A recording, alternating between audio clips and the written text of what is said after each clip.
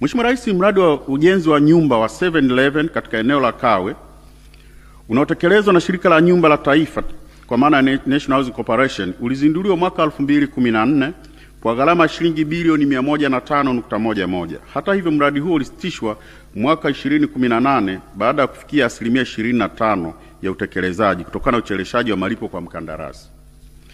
Mnamo mwaka 2022 baada ya National Housing kulipa baadhi ya madeni ya awali, mkandarasi aliwasilisha madai ya nyongeza ya shilingi bilioni 49.09. Madai haya yalihusisha gharama za ucheleweshaji, mabadiliko ya kazi na athari za mfumuko wa bei. Bodi ya wakurugenzi wa National Housing iliridhia madai hayo mnamo Desemba 2023 na hivyo kuongeza gharama za mradi kwa asilimia 47. Ili kuepuka changamoto kama hizi katika miradi ya baadaye, National Housing inapaswa kuhakikisha upatikanaji wa uhakika wa fedha kabla ya kuanza utekelezaji wa miradi. Miradi ya ubia iliyosimama kwa miaka 11 hadi 27 bila kukamilika.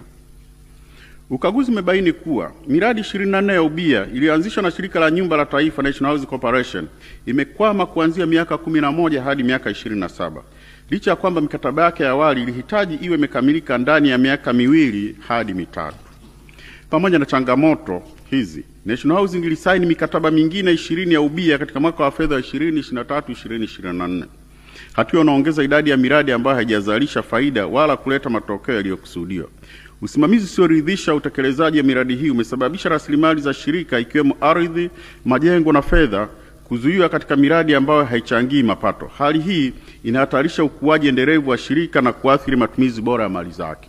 Mheshimiwa Rais, ili kukabiliana na hali hii, National Housing inapaswa kuandaa mkakati madhubuti wa kukamilisha miradi iliyokwama, ama kwa kuitekeleza yenyewe au kwa kuwawajibisha wabia ili waendeleze ujenzi. Aidha, mikataba ya ubia ijayo inapaswa kuwa na masharti mahususi ya kuwabana wabia wasiotekeleza majukumu yao, ikiwa ni pamoja na kulipa fidia ya hasara inayopatikana kutokana na ucheleweshaji huu.